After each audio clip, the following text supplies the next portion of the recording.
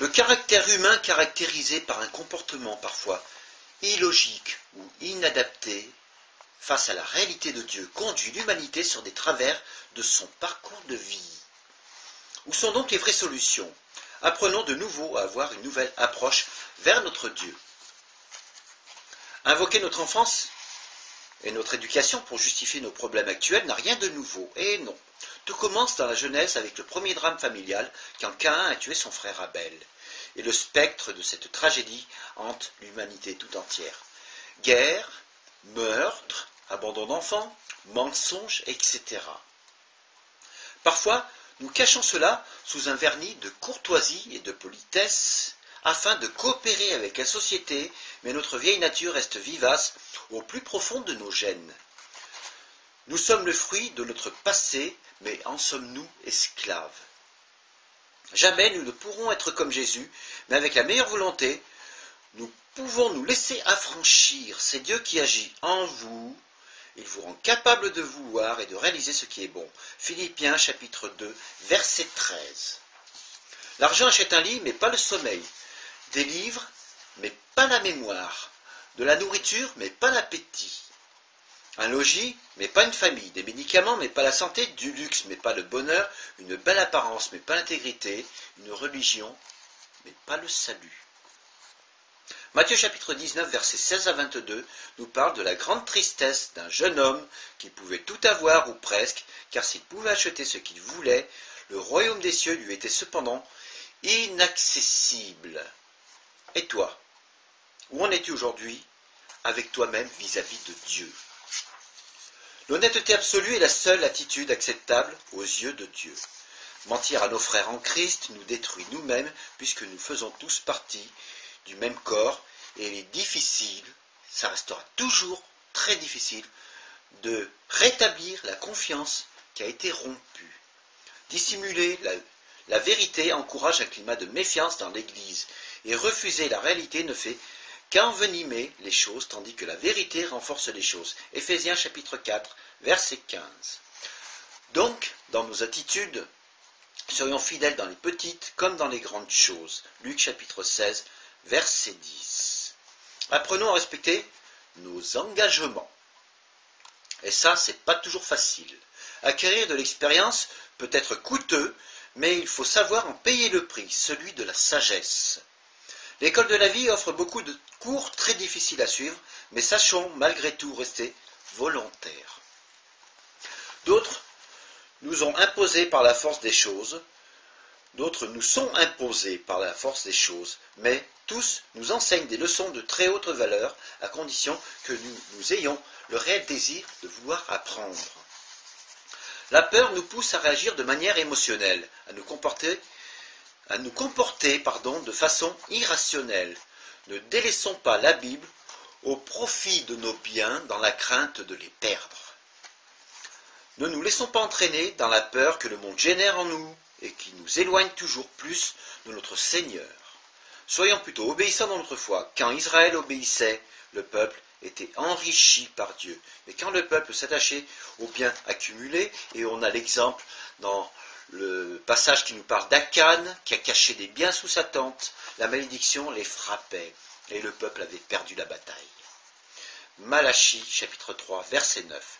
L'attitude du peuple déterminait ainsi le devenir de chaque citoyen, et les règles mises en place attendaient non pas une dîme quelconque, mais un dixième du bien de chacun. Et il en est de même pour une communauté de chrétiens. Malachie, chapitre 3, verset 10, nous dit « Si le peuple honorait Dieu par des offrandes, Dieu comblait alors le peuple. » Proverbe, chapitre 3, verset 9 à 10, Jésus nous dit « Donnez et l'on vous donnera, et on vous mesurera selon ce que votre cœur aura fait. » Luc, chapitre 6, verset 38. Détendons-nous. Sachons que Dieu est la source inépuisable de notre existence et qu'il pourvoit à la totalité de nos besoins. Les choses tournent mal en général lorsque nos convictions entrent en conflit avec nos impulsions et nos envies. Lorsque tout va bien dans le quotidien, il est facile de rester fidèle à nos convictions. Mais arrivent les problèmes lorsque nos convictions entrent en conflit avec des choix. et tout devient alors difficile. Ça a été le cas du jeune homme riche.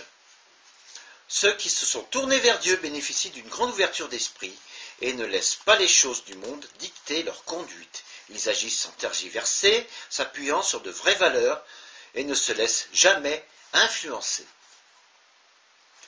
En général, nos choix s'orientent sur des banalités de la vie. Affermir notre caractère ressemble à la construction d'un mur qu'on assemble brique après brique. Et ceux qui marchent avec Dieu prennent plus le temps de choisir les meilleures briques. Apprenons à ne pas gaspiller notre temps et sachons nous remettre en question. L'apôtre Paul disait « Si quelqu'un n'obéit pas à ce que nous disons à cette lettre, notez-le et n'ayez pas de relation avec lui. » 2 Thessaloniciens chapitre 3, verset 14. Pas de bagages inutiles, ça ne sert à rien. Rejetons tout fardeau et courons avec persévérance dans la course qui nous est ouverte. Hébreux chapitre 12, verset 1. Essayons-nous parfois d'éviter les leçons que Dieu veut nous donner. Et pourtant, c'est le cas. Parfois, nous essayons de passer à côté. Essayons-nous de sortir de nos problèmes par nous-mêmes en se demandant pourquoi il nous fait attendre si longtemps, car la nature humaine n'est pas dotée de ce merveilleux don qu'est la patience. La patience produit des résultats quand on attend avec patience l'aide de Dieu. Lamentation de Jérémie, chapitre 3, verset 27. La patience est quelque chose qui s'apprend. Et toutes choses apprises de Dieu sont choses acquises. Dieu sait nous entraîner pour les combats de la vie et pour les luttes du quotidien. Psaume chapitre 144, verset 1. L'homme déteste attendre. Ça, c'est reconnu. Mais la patience rend fort. La patience sonde le cœur de ceux qui nous entourent. Il est parfois bien difficile de discerner les motifs derrière les actions des hommes. Gardons confiance en Dieu en éprouvant les actes les uns des autres, sans croire tout ce qu'ils nous disent. Cela est tout à fait scripturaire. Si Israël a passé 40 ans dans le désert, c'était pour qu'il puisse devenir de plus en plus fort. Deutéronome chapitre 8, verset 2. L'homme peut garder cachées ses fautes, mais le temps finit toujours par les mettre à la lumière. La patience permet à Dieu de répondre rapidement à nos problèmes. Dieu agit par bonté, aussi n'essayons pas de le distancer par notre empressement et de lui voler une occasion de se manifester dans notre vie. Car lorsque Dieu se manifeste dans notre vie, on en tire d'autant plus des bénédictions. Nous ne verrons jamais la main de Dieu sur nous si nous continuons à faire confiance à la main de l'homme. Imaginons l'impatience que Joseph a dû éprouver chaque jour du fond de sa prison en Égypte. Genèse chapitre 40, verset 15. Cependant, Joseph avait une ressource, la présence de Dieu dans sa vie. Genèse chapitre 39, verset 21.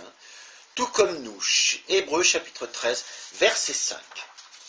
Dans son échange avec la femme samaritaine au puits de Jacob, Jésus a soulevé pour nous le coin d'un voile. Et je vous conseille de regarder mes 2 vidéos sur la Samaritaine. Et vous comprendrez. En ce qui concerne la question, une question délicate de la vraie et de la fausse adoration. Car il y a la vraie et il y a la fausse adoration. Vous adorez, mais vous ne savez pas ce que vous adorez. Jean chapitre 4. Son discours, à lire tout le chapitre. Son discours contient en creux une pensée qu'il ne va pas développer sur le moment, mais qui prendra son sens à un moment où, il le sait, la question de l'adoration se reposera de nouveau d'une manière brûlante. Pour tous ceux qui, de près ou de loin, sont impliqués dans le phénomène de louange, il est inconcevable d'adorer sans savoir ce que nous adorons. Nous devons avoir un objectif d'adoration dans une vie de chrétien. Pourtant, ces paroles constituent une confirmation formelle qu'une adoration peut exister sans être éclairée. Comment? Précisément, les Samaritains n'imaginaient pas une seule seconde se trouver dans ce cas de figure. Il y avait chez eux un culte très proche de Jérusalem, le mont Garizim, des sacerdoces ou rituels au contenu inspiré du judaïsme traditionnel, des fêtes similaires, des sacrificateurs, des chants, des musiques, des cœurs sincères, et enfin le Dieu d'Abraham, l'Éternel. Comme les Juifs, ils entretenaient une attente messianique. Mais ces cultes, ces adorations d'assemblées proches cousines étaient doctrinalement incompatibles à cause des mélanges qui s'y trouvaient. C'est à la faveur du dialogue avec cette femme que Jésus a implicitement introduit la notion d'une fausse adoration en ajoutant l'adjectif vrai aux adorateurs, en esprit et en vérité. Jean chapitre 4. À lire le chapitre tout entier, et cette déclaration mérite toute notre attention.